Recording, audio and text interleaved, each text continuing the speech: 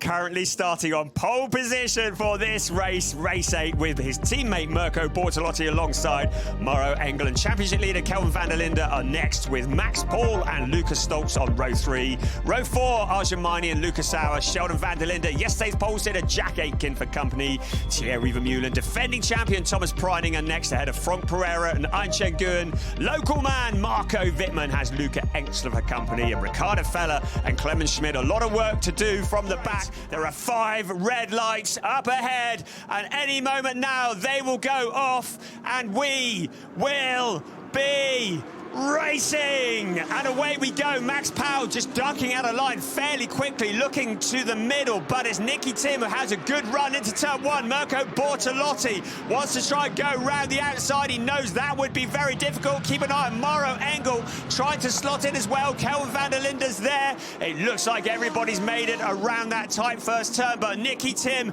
taking the lead. Now Mirko Bortolotti under pressure and Mauro Engel. Engel trying to move to the outside, but Kelvin van der Linde is there, ready to jump into the slot if he can find any kind of gap at all. Across the board for Schubert, disappointment to be that low down the order. As you've seen from the graphic, Max Powell for that move there that you can see, breaking rank too early. There's the collision, incidentally, into turn 1. Frank Pereira going right across the infield.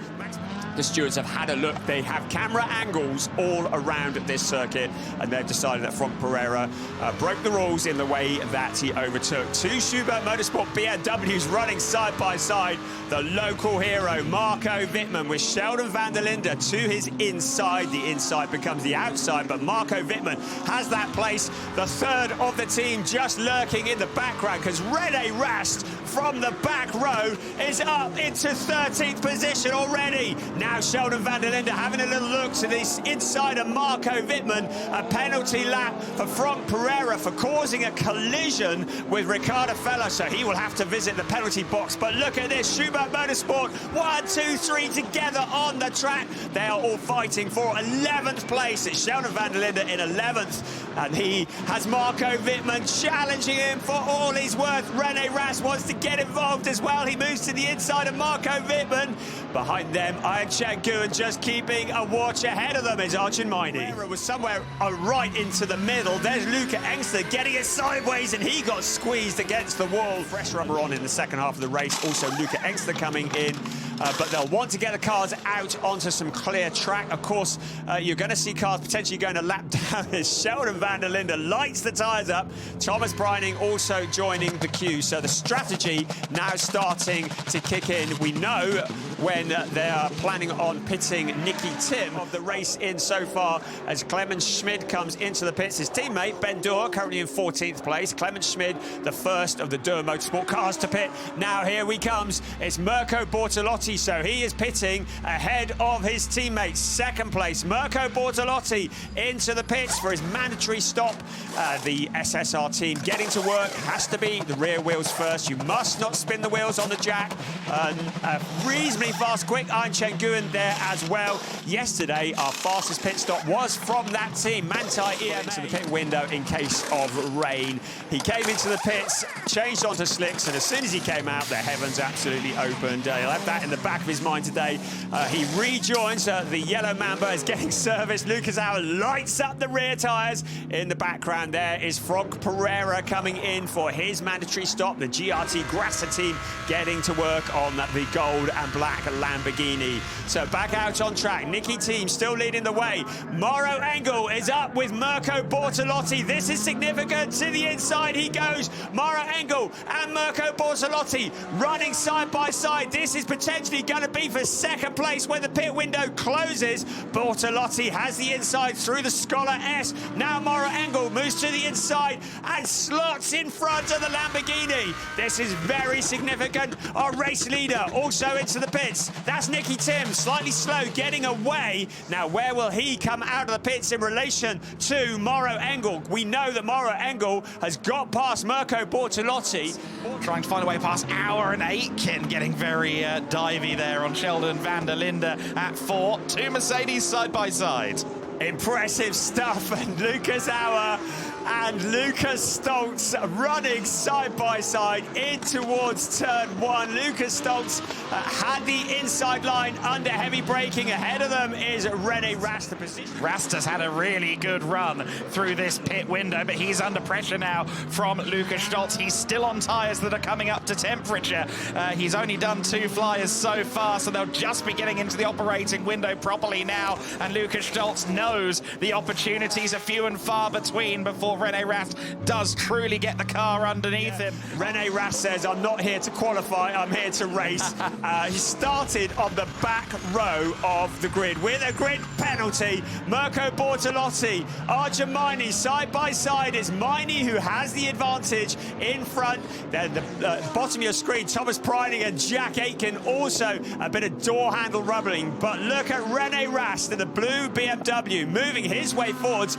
Up ahead of him is Mirko Bortolotti. You get the feeling that they might be together before too long. Here comes Bortolotti side by side with Arjun Maini going into turn 4. Maini now needs to try and set up for a good run down past the tribune, but no, he's a good couple of car lengths back. Meanwhile, Sheldon van der Linde and Lucas Auer side by side in their battle here for 9th position. Van der Linde also then up into the top 10 in another of the Schubert BMWs. They're going to exchange door mirrors potentially as they run down to turn 1. Sheldon van der Linde with the inside line. He was a winner here last year. The car just behind them. We've seen it in DTM since the ADAC have taken over control of it. We saw it in GT Masters as well. Wonderful, the amount of money that's been able to be raised, donating towards providing clean drinking water, an absolute basic human right. And so good that the ADAC and BWT are getting behind that initiative.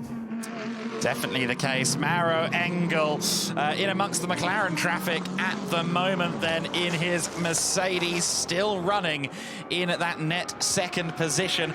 Of course, yesterday we saw quite a lot of the field staying out until the very conclusion of that pit window because they saw what was coming on the radar.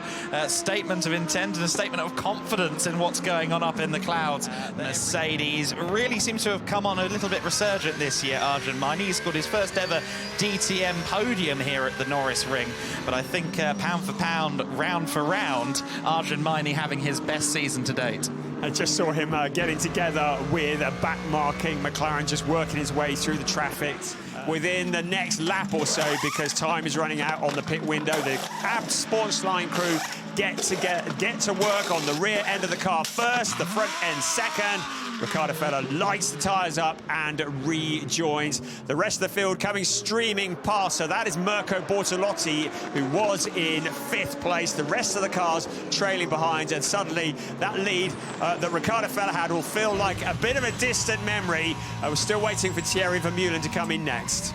Vermeulen then the last one left to make that stop, and there Riccardo Feller making it very easy for Kelvin van der Linde. Van der Linde will now be up to 13th, and he was promised, of course, net 12th. That will now become a reality as Thierry Vermeulen makes the stop on the last possible opportunity.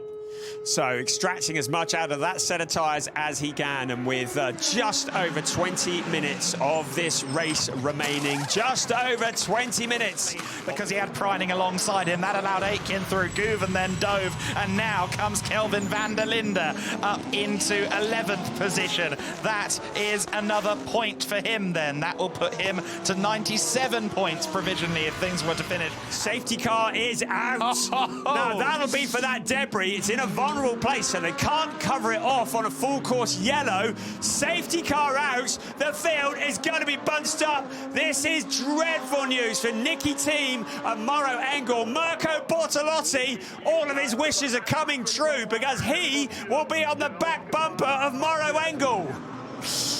Well, well, well, that is a big one. We're presuming it's because of this. Kelvin van der Linde, Marco Wittmann getting down and dirty with it, and then the headlights on the Wittmann car deciding to part company. I think it was the headlights, and part of the wing as well falling off.